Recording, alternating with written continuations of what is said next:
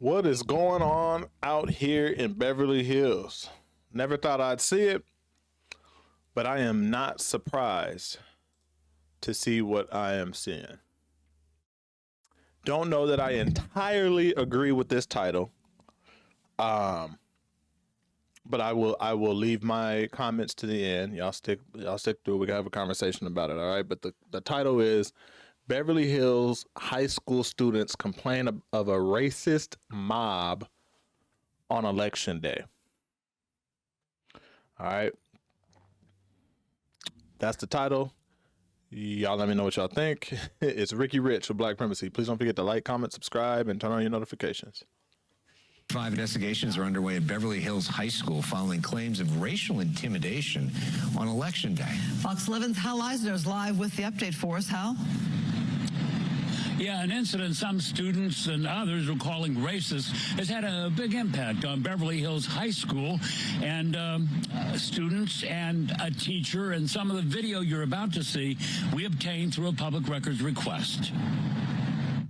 I'm going to tell you how scary it was. This is what Bella Ivory is talking about. She's a fashion teacher at Beverly Hills High School who says on the day of the election, there was a mob going down the hallway. There was just mob of kids, just so many kids outside my door. And they had one had a Trump flag on a pole, on a flagpole. Another, it was just so many of them. Some of them had on MAGA hats. Some, had on just Trump fans apparel. She says someone tried to open her classroom door, says it upset some of her students. At this school, I've had to deal with a lot of racism. But at a recent school board meeting, students talked about how scared they were, given what happened outside Bella Ivory's classroom during election week. And it became utterly impossible to just ignore it. From 8:30 to 2:30 all week, being at school felt like being in a nightmare. What the black students and Miss Bella had to deal with that week had absolutely nothing to do with politics. That week, being stormed, being called the N-word, being shunned, all because you were black, became the normal. In recent weeks, I have seen racial slurs scrawled across the walls of our bathrooms, hateful rhetorics being spoken by fellow students in the hallways we share, and violent behavior towards Miss Bella in our club. Bella Ivory also spoke at the board meeting. They looked so frightened. Then I said, I'm not going to open the door. And then the student said, they look like KKK. The district tells Fox 11, we remain deeply committed to upholding a secure and conscientious setting where students can responsibly and considerably engage in the democratic process. But the district says it is investigating the claims, investigating the situation using all resources available, including this audio recording from a student's cell phone inside Bella Ivory's classroom. If anything happens to me at the school, my family will come for your families. If anything happens to my son and Vivi, I will comfort their families. Ivory says she wasn't making any threats, just sharing her feelings in a conversation that she claims was edited on social media. Pretty much saying, my family's going to come after a family that hurts me, kills me, or whatever, legally, not physically. High school officials say that the demonstration like you just saw will be prohibited in the future if it causes any kind of disruption. Meanwhile, Ivory says she's planning on going back to work just after she gets over some of the stress. In Beverly Hills, I'm Hal Eisner, Fox 11 News. I'll tell you this, they will likely, she's likely going to lose her job. I would not be surprised if the next thing we hear on this is that she was let go. They're going to use those remarks that she made, which I thought were warranted. Like, don't come for me, regardless of what she actually meant. She could have. I know she was saying, "Oh, I didn't mean it as a physical threat. I meant it as a legal threat." But I don't care if she meant it as a legal threat or a physical threat. I think it's perfectly valid. Y'all come banging on the door. By the way, my original sentiments about this title are, I stand corrected. I agree with this. Okay, before I get into what I was gonna say, I stand corrected. I thought that this was going to be somewhat overblown with this title. And after watching that video all the way through and really paying attention, I don't think it was. Okay, now back to what I was saying. The teacher there, to me, she would have had every right to say like, if y'all come in here messing with me, and something happens to me, expect there to be consequences and repercussion. Do with that information as you will. Okay, now, I'm not saying that her saying that and being able to keep her job are like both those things should and need to happen. Sometimes the truth still has consequences, right? So we have to be conscious of that when we say or do things, regardless of how real, how truthful it is, or how many people actually agree with it, right? Um, but my original thought on this, I thought that they were coming through because I actually seen this on Instagram first, and it didn't have much context to it. I thought they were coming through protesting Trump, and so my original thoughts when I saw this was that, you know, this is the way of the world. This sucks. You know, people are going to uh, promote and rally around many things, whether we agree with it or not.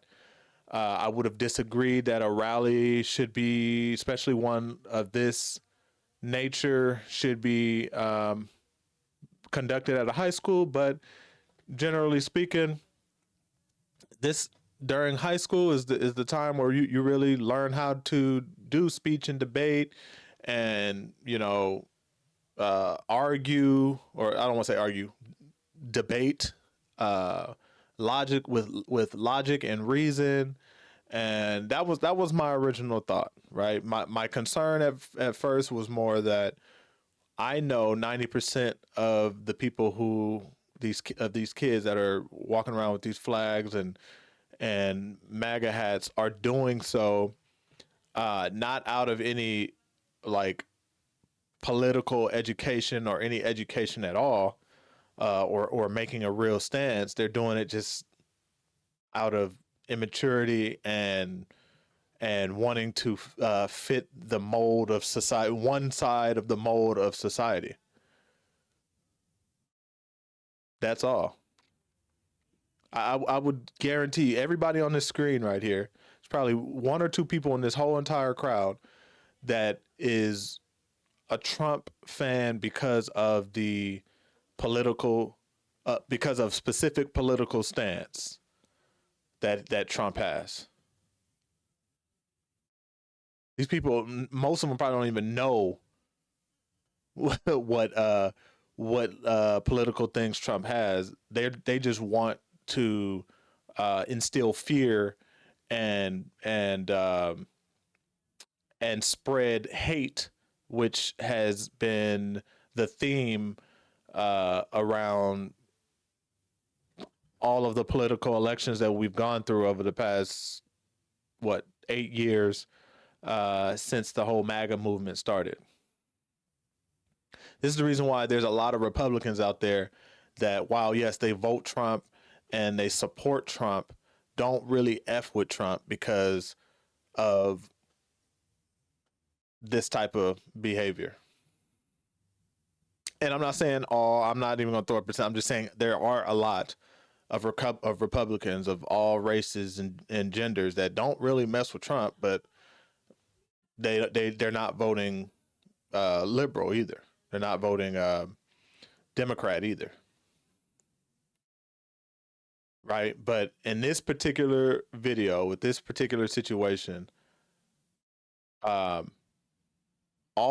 political aspects, in my opinion, are likely thrown out the window. They literally just wanted to incite fear and start stuff, and then I guarantee you, if one of those black kids came out of there and started swinging on them, right, then they would have played the victim. right? You come banging on the doors, and you probably you if I guarantee if I was a kid and I would have stepped out, they probably would have got all in my face, saying things, right? And then yes, words, what do they say? Sticks and stones may break my bones, but words will never hurt me. That's what my dad used to used to recite to me when I was a kid. If I got into some stuff with somebody based on something that they're saying to me. But this whole situation, it would take a very mature person to be able to look at this situation and say, you know what, whatever. I know at the end of the day they ain't gonna put their hands on me, because then they're gonna have a whole nother problem. The only thing they're trying to do is they're trying to get me to react. So if I had a kid in this school, this is what I would tell them. This is what I would, and I would likely, honestly, if I had a kid in this school, I would likely probably have them sit out for, for the remainder of the week or whatever. Like, let's keep you home for a couple of days, and we'll revisit. And, you got to go back to school. This is what you're gonna have to deal with. This is the state of the country right now, and this is really the true state of the country, right? But you can't allow people, unless they put their hands on you, and even if they put their hands on you, you got to be careful, right? Because if you're the only one and you have no backup, and they put their hands on you, and you get to swinging and you knock one out, and then you got 20 more that you got to deal with, that can be dangerous too. But either way, even in that situation, don't just let nobody put their hands on you. If you got to go down and swing, go down swinging, and I'd rather you go down swinging than go down balled up in fear. But yeah, this is interesting. I'm like I said, I'm not surprised. I hate to see it so close to home. I'm literally 10 minutes from Beverly Hills, so I just wouldn't have seen it. I just wouldn't have thought I'd see this, even though like I said, it doesn't surprise me. I was just in Myrtle Beach, South Carolina. That is the most. I don't think I've ever been to a population with more red voters, Trump supporters, Republicans than right there in Myrtle Beach. And it was very interesting. It's very interesting going from predominantly liberal state. This is what I tell people since I've been back, is like,